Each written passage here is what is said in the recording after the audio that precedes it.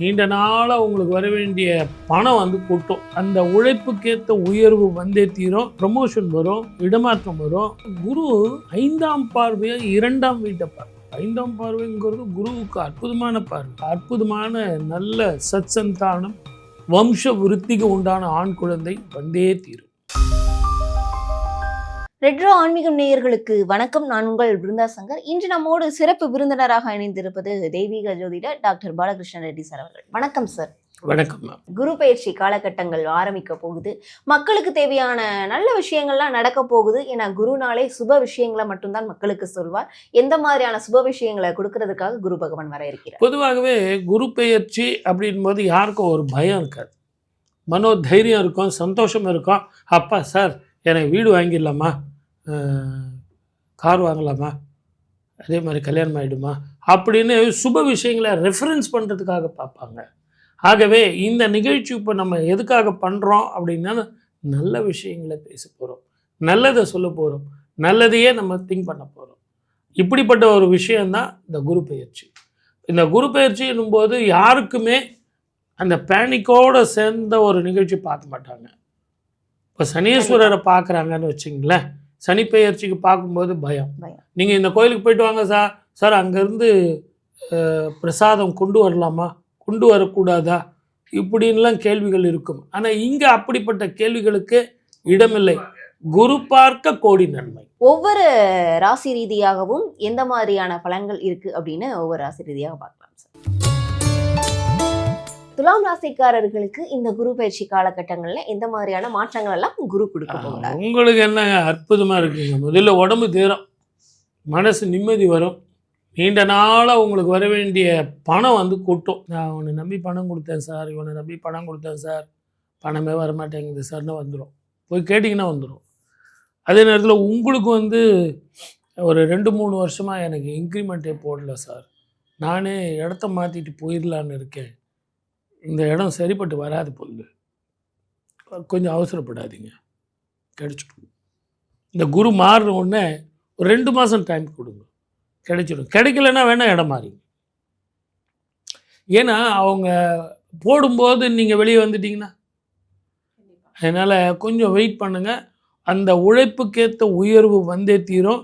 அதே மாதிரி ப்ரமோஷன் வரும், இடமாற்றம் வரும். நீங்கள் ரொம்ப நாளாக நான் போய் பெங்களூர் போகிறேன் சார், இல்லைனா நார்த் இந்தியாவிலேருந்து நான் சவுத்துக்கு போகிறேன் சார், திருநெல்வேலி போகிறேன், திருச்சி போகிறேன், மதுரை போகிறேன், கோயம்புத்தூர் போகிறேன், நான் எங்கள் ஊரோட போய் அந்த பக்கத்தில் எனக்கு கொஞ்சம் போடுங்க சார், என் ஒய்ஃபு குழந்தைங்களாம் இருக்காங்க சார், பையன் ஸ்கூல் ஃபைனல் படிக்கிறான், நான் இருந்தேன்னா கொஞ்சம் கற்றுக் கொடுப்பேன் சார், 2வது அவனும் கொஞ்சம் பயந்து படிப்பான், கொஞ்சம் எனக்கு ட்ரான்ஸ்ஃபர் கொடுங்க சார்னு கேட்டுன்னு இருந்தீங்க பாருங்கள், கிடைச்சிடும். அந்த இன்க்ரிமெண்ட்டோடு சேர்ந்த ட்ரான்ஸ்ஃபர் வந்துடும். கண்டிப்பாக சார். நீங்கள் இன்க்ரிமெண்ட் கிடைக்கும் அப்படின்லாம் சொல்கிறீங்க. ஆனால் 10ல் குரு இருந்தால் வேலை பறிபோகும் அப்படின்ற ஒரு சூழ்நிலை வந்து இருக்கும்னு சொல்லியிருக்கீங்க நீங்கள் தான் முன்னதாகவே. இந்த விஷயம் வந்து நீங்கள் சொன்ன விஷயத்தோட ஒத்து போகாதா? கரெக்டாக கேட்டீங்க. உங்களுக்கு ஜோசியம் தெரியும்னு நினைக்கிறேன். இந்த குரு 5ஆம் பார்வையை 2ஆம் வீட்டை பார்ப்பார், விருச்சிக ராசியை பார்ப்பார். எப்படின்னு கேட்டிங்கன்னா, கடகம், சிம்மம், கன்னி, துலாம், விருச்சகம். 5ஆம் பார்வை. 5ஆம் பார்வைங்கிறது குருவுக்கு அற்புதமான பார்வை. அதுவும் உச்சம் பெற்ற குரு பார்க்குறாரா, அதனால் உத்தியோக உயர்வு, வருமானம், மன நிம்மதி தரக்கூடிய வேலை, திருமணம், மார்க் நல்லா எடுக்கிறது, உத்தியோக உயர்வு, வீடு வாசல். நான் பழைய கார் ஒன்று வச்சுருந்தேன் சார், அந்த காரை கொடுத்துட்டு புதுசாக வாங்கினேன் சார், ஒரு லக்ஸூரி கார் வாங்கியிருக்கேன், எல்லாம் கிடைக்கும். ஸோ ஆகவே 10ஆம் இடத்துல இருக்கிறது தவறுன்னு சொன்னாலும் பார்க்கும் இடம் குடும்பமாக்க தனஸ்தானம், 2ஆம் வீட்டு. ஆகவே ரொம்ப நல்லா இருக்கும். ஒரு மனிதனுக்கு என்னவா வேணும்? குடும்பம், வாக்கு, தனம். இந்த 3 நல்லா இருந்ததுன்னா உங்களுக்கு என்ன இருக்கும்? நிம்மதி இருக்கும், சந்தோஷம் இருக்கும், அவ்வளோதானே. ஆகவே இந்த 3த்தையுமே கவர் பண்ணிடுறான், நல்லாயிருக்கும். ஃபாரினில் போய் வேலை பார்க்கணும் அப்படின்னு நினைக்கிறவர்களுக்கு அது கரெக்டாக இருக்குமா சார்? அந்த ஆப்பர்ச்சுனிட்டி தேடி வரும். இல்லை நீங்களே ட்ரை பண்ணுறதா இருந்தாலும் ட்ரை பண்ணுங்கள், கிடைக்கும். சார் எனக்கு இத்தனை நாள் கிடைக்கலையா சார், அமெரிக்காவில் வந்து இப்போ தான் அவர் எல்லாரையும் வெளியே அனுப்புகிறாருல்ல, அப்போ இந்த பக்கம் எனக்கு எங்கே கிடைக்கும்? எல்லாரையும் வெளியே அனுப்பலாம், ஆனால் உங்களுக்கு கிடைக்கும். உழைக்க தெரிந்தவன் பிழைக்க தெரிந்தவன், எங்கே வேணாலும் பேசிக்கலாம். நம்ம மூலதனமாக எதை போடுறோம்? உழைப்பை போடுறோம். உழைப்பு போட்டு நம்ம எங்கே வேணாலும் ஜெயிக்கலாம். வேண்டான்னு சொன்னால் கவலை இல்லை. சரி போயிட்டு வரேன் சார், பக்கத்தில் கனடாக்கு போவோம், லண்டன் போவோம், ஜெர்மன் போவோம், ஆஸ்திரேலியா போவோம், சிங்கப்பூர் போவோம். சிங்கப்பூர் இப்போ கூப்பிடுறாங்க. ஸோ இப்படி ஒரு கதவு மூடினால் 10 கதவு திறக்குது. இந்திய மாணவர்கள், இந்தியர்களை பொறுத்த வரைக்கும், குறிப்பாக தமிழ்நாட்டை பொறுத்த வரைக்கும், நம்ம உழைப்பை தான் நம்ம எடுத்துகிட்டு எல்லா நாட்டுக்கும் போகிறோமே ஒழிய நம்ம பணத்தை எடுத்துகிட்டு போகல. ஆகவே நம்மளை எல்லாரும் வரவேற்பாங்க. நம்ம தாராளமாக அவங்களுக்கு உதவியாக இருக்கும். இப்போ திருமணமாகி குழந்தை பாக்கியத்திற்காக வெயிட் பண்ணுறவங்களுக்கு இந்த குழந்தை பாக்கியமானது கிடைக்கும். இந்த வருஷம் இவங்களுக்கு குழந்தை பாக்கியம் இருக்குது. அதுலேயும் இவங்களுக்கு இயற்கையான வாய்ப்பே இவங்களுக்கு கிடைக்கும். அதுலேயும் இவங்க முக்கியமாக விரதங்கள், குலதெய்வ வழிபாடு, பித்ருக்களுக்கு தர்ப்பணங்கள் இதையெல்லாம் ஒழுங்காக செஞ்சாங்களா அப்படிங்கிறத பாருங்கள். இல்லைன்னா உங்கள் குடும்ப ஜோதிடரை பார்த்து அந்த ஜாதகத்தில் எந்த கிரகம் நமக்கு பிரச்சனையாக இருக்குது அப்படின்னு தெரிஞ்சுக்கிட்டு அந்த கோவிலுக்கு போயிட்டு வாங்க. மிக அற்புதமான நல்ல சத்சந்தானம், வம்ச விருத்திக்கு உண்டான ஆண் குழந்தை வந்தே தீரும். இவர்கள் எந்த தெய்வ வழிபாடை மேற்கொண்டால் இவர்களுக்கு இன்னும் சிறப்பான பலன்கள் கிடைக்கும்? கிரிவலம் போயிட்டு வர்றது ரொம்ப நல்லது. அதுலேயும் எல்லாரும் கிரிவலம் போயிட்டு வந்தால் ஓம் நம சிவாய அரோகரா அரோகரா அப்படின்னு சொல்லிகிட்டே போயிட்டு வந்துடுறாங்க. ரெண்டாவது அந்த கூட்டத்தில் உப்புலாம் எங்கெங்கே நடக்க முடியுது? நீங்கள் கடலூருக்கு பக்கத்தில் கூட நான் ஒரு கிரிவலத்துக்கு ஒரு கோயில் சொன்னேன். அது மாதிரி நிறைய கோவில்கள் இருக்குது, ஜனங்களே இல்லாத கோவில்கள் இருக்குது.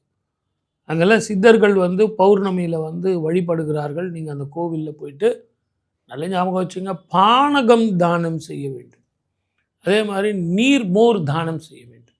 இதை ரெண்டுத்தையும் நீங்கள் அந்த கிரிவலத்தில் தானம் செஞ்சீங்க அப்படின்னாலே துளாராசிக்கு அற்புதமான பலனும் ஆரோக்கியமும் மன நிம்மதியும் சந்தோஷமும் நல்ல வருமானமும் எல்லாத்தை விட உங்களுக்கு அதிக அற்புதமான கோலோச்சலாம் அப்படிங்கிறது தான் ஒரு சின்ன ரகசியம். குருனாலே சுபர்தனம்மா. இப்போ சனீஸ்வரர் அப்படின்னா ஒரு பயம். குரு அப்படின்போது குரு பார்க்க கோடி நன்மை. அவர் பார்த்தாலே நமக்கு நல்லது நடக்கும். கல்யாணம் நடக்குமா சார்? நடக்கும். வீடு கட்டலாமா சார்? கட்டலாம். குழந்தை பிறக்குமா சார்? பிறக்கும். சார் நான் வீடு வாங்கிட்டு வெளியூருக்கோ வெளிநாட்டுக்கோ போகலாமா சார்? போகலாம். இப்படி நான் சுப பலனை சொல்லிகிட்டே போகலாம். மற்ற கிரகங்கள், அசுப கிரகங்கள் பார்க்கும்போது எதிரிகள் வெல்லலாமா சார்? கோர்ட்டு வழக்கு ஜெயிக்கலாமா சார்? இப்படி நெகட்டிவாக போகும். ஆகவே தான் இந்த குரு பெயர்ச்சிக்கு வருஷத்துக்கு ஒரு முறை மாறும்போது ஒரு மிகப்பெரிய எழுச்சி மக்களுக்குள்ள. இப்போ 12 வருஷத்துக்கு ஒரு முறை தான் கடகத்துக்கு குரு வருவார்.